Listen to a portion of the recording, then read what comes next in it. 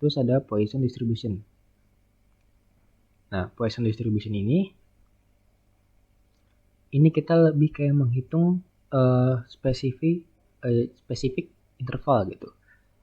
Kayak bisa waktu, distance, area, volume, atau similar unit gitu. Dan untuk rumusnya, untuk rumus Excel-nya juga ada. Itu sama dengan, tinggal kalian cari aja, coba-coba sendiri, Poisson dot distribution kurung X lalu koma minnya rata-ratanya jadi min, lalu kita masukin false. Ini untuk mempermudah untuk di rumus Excel. Walaupun nanti kita ujian offline, tapi jangan perlu kalian, ini cuma kayak sekedar ya pengetahuan aja untuk Excelnya. Untuk ini kalian tetap harus hafalin ini tentang letak mu itu apa, x itu apa. Mu itu kan berarti kan dia bukan sampel, tetapi populasi, berarti keseluruhan gitu. Kita harus nyari keseluruhan dari data yang soal yang kita lihat gitu. Dan x ini itu dari variabel yang kita pengen cari gitu. Jadi mu ini pasti berkaitan nih sama x gitu. Dan ini tetap selalu tetapnya itu 2,71828. Nah, terus ada requirement of the Poisson distribution. Jadi ada requirement juga nih sama kayak sebelumnya. Jadi yang pertama itu ada random variable x is the number of occurrence of an event over some interval.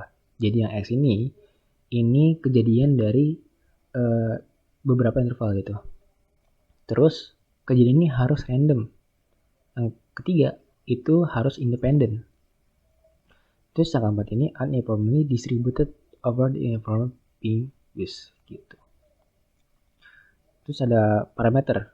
Nah, rata-ratanya ini itu mu. Untuk standar deviasinya kita tahu kan sigma sama dengan mu, ini nggak ada kalinya ya. Nah, mungkin standar deviasinya tadi yang ini ya.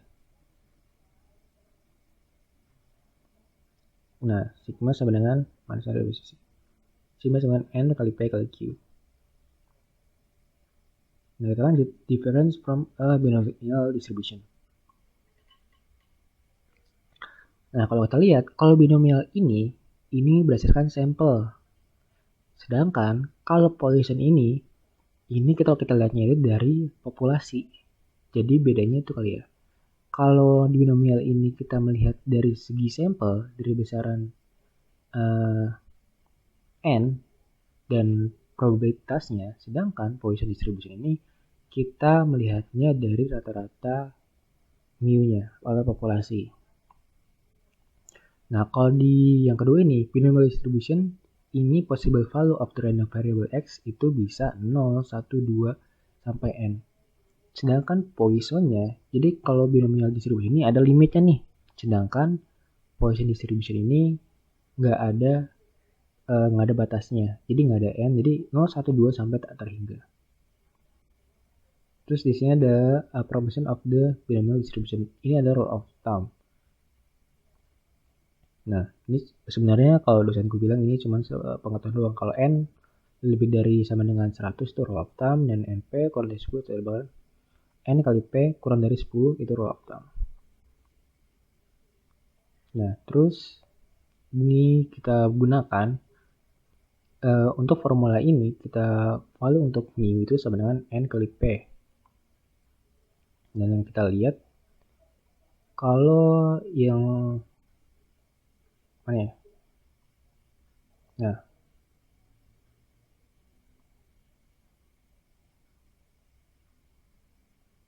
Nah, ini kan rata-rata sama dengan mu sama dengan n kali p, sama juga yang kayak yang tadi ini.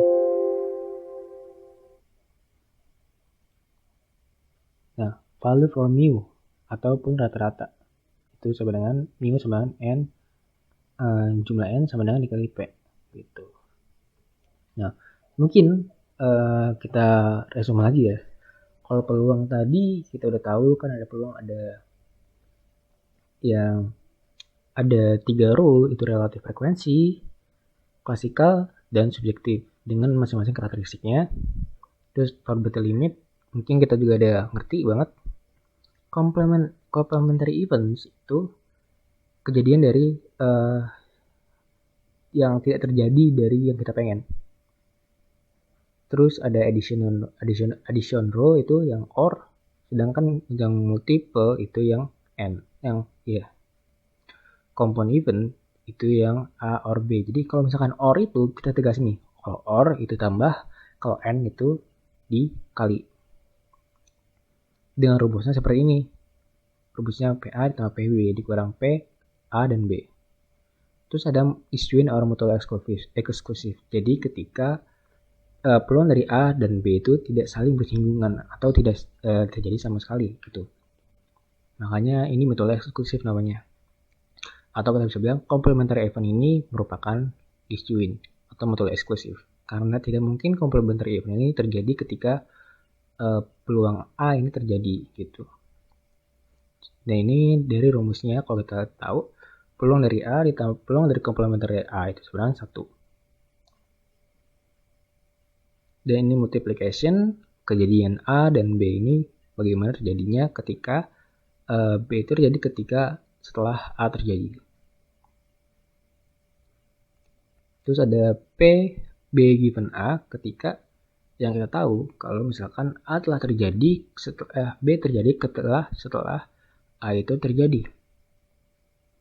Nah, independent dan dependent. Independent itu ketika event A dan B itu tidak saling mempengaruhi satu sama lain. Sedangkan dependent itu mereka saling mempengaruhi. Terus ada applying the multiplication rule. Ini ketika multiplication rule kan yang N, A dan B gitu. Jadi ada probability dari A dan B atau mungkin nanti ada A dan B dan C gitu kan ya. Itu rumus lanjutannya. Terus gimana kalau misalkan untuk ini independen atau dependen nih gitu. Independen ini ketika ini dia independen maka dia itu rumusnya tinggal A dikali B gitu. Probabilitas dari A dikali probabilitas dari B. Sedangkan ketika dia dependen maka rumusnya P probability dari A itu dikali probability B given A.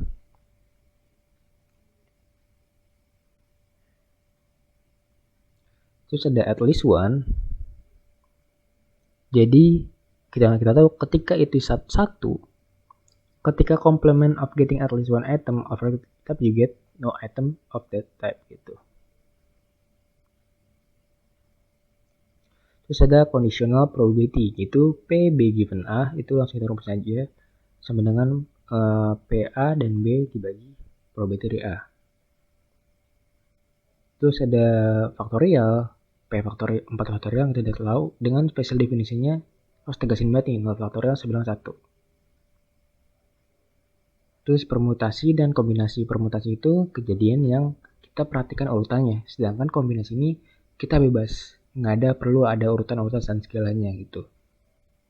Dengan rumus seperti ini yang kita tambahin kalau misalkan kombinasi, kita di sini tambahin R faktorialnya. Dengan rumus seperti ini. Terus ada random variable, ini udah mengerti juga semuanya. Terus ini ada rumus-rumus yang bisa dipergunakan. Terus ada unusual result ketika kesuksesan dari P ini itu 0,05 atau sama dengan atau kurang dari 0,05. Terus expected value itu dengan rumus sigma dari X dikali probability X. Terus binomial ini punya 4 requirement, yaitu ada jumlah percobaan, harus independen, harus punya success and failure, dan probabilitas dari kesuksesan itu sama di seluruh percobaan. Ini notasinya, ini rumusnya sama dengan komplementer, yaitu 1 min P sama dengan Q. Jadi P plus Q sama dengan 1. Ini untuk notationnya, dengan kita rumus untuk binomial probability Sebenarnya itu kayak rumus kombinasi kan ya. Jadi yang harus kita tambahin itu probability dari X dikali ke probability dari N dikurang X. Dengan rumus yang di Excel itu tinggal kita ketik binom dot distribution gitu. Binom dot dis. Terus Poisson seperti ini dengan rumusnya Poisson dot dis.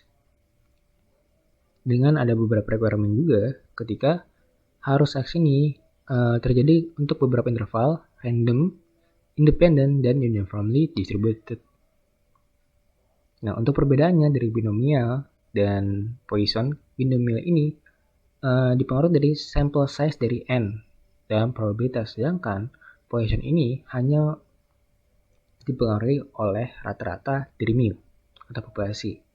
Kalau binomial juga ini ada batasan atau upper limitnya gitu. Sedangkan untuk Poisson itu nggak ada batas sama sekali. Jadi sampai tak terhingga.